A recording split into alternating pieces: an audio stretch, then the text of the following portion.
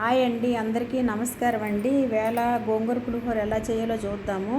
ముందుగా ఒక glass rice తీసుకునండి. దాంట్లో గ్లాస్ రైస్ అంటే 250 గ్రామ్స్ ఉంటుందండి. ఆ రైస్ తీసుకునండి, ఒక గ్లాసున్నర వాటర్ పోసుకుని కొద్ది నానిందాకుండి దాంట్లో కొద్ది పసుపు ఆయిల్ వేసుకునండి.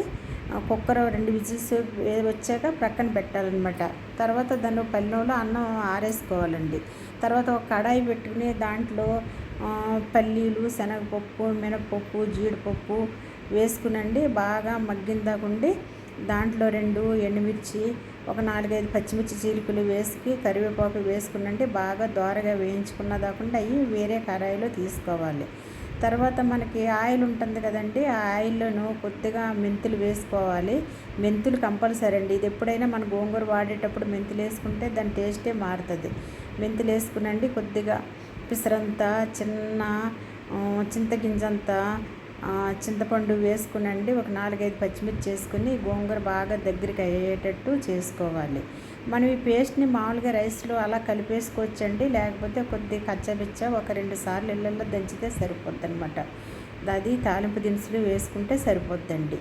ఈలోగా మనం ఆ రైసు ప్రక్కనే ఆరబెట్టి ఉంచుకున్నాం కదా, దాంట్లో పోపు దినుసులన్నీ వేసుకునండి. బాగా కలయబెట్టుకోవాలి. ఇదేంటంటే దీంట్లో ఎక్కువగా ఏ విటమిన్ ఎక్కువగా ఉంటుందండి.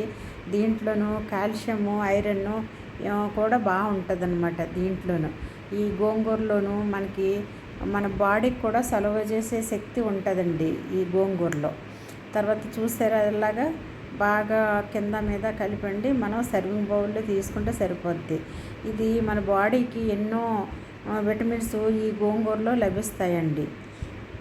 చూసారండి ఎంత అందంగా, ఎంత కలర్ఫుల్గా ఉందో.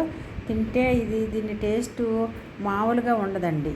మీరు కూడా ఒకసారి ట్రై చేయండి. ట్రై చేసి ఎలా ఉందో కామెంట్ రూపంలో చెప్పండి.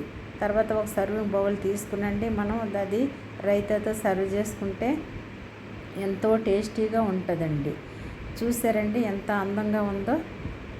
చాలా టేస్ట్గా ఉంటుందన్నమాట. ఇదేంటంటే మనం వెంటనే తినేయకుండా ఒక 2 అవర్స్ అలా ఉంచుకుంటే అది ఆ పులుపు అంతా నీ రైస్కి పెట్టండి. ఎంతో టేస్టీగా ఉంటుంది. ఇది మనం అప్పుడప్పుడు మామూలు పులిహోర కాకుండా ఇలా కూడా దేవుడికి చేసి పెట్టవచ్చు అనమాట. మనం ఎప్పుడు ఒకే రకం కాకుండా ఇలా కూడా చేయొచ్చు. మళ్ళీ మనకి ఎవరికైనా ఫ్రెండ్స్ కానీ రిలేటివ్స్ కానీ వచ్చారనుకోండి, అప్పటికప్పుడు మనం ఎలా చేస్తే వాళ్ళకి మనం కూడా వెరైటీ చేసినట్టు ఉంటుంది. వాళ్ళు కూడా ఎంతో హ్యాపీ ఫీల్ అవుతారు. చూసారండి, మీకు నచ్చితే లైక్ చేయండి, షేర్ చేయండి, సబ్స్క్రైబ్ చేయండి. ప్లీజ్ మర్చిపోవద్దు. ఒక లైక్ ఇచ్చుకోండి ప్లీజ్.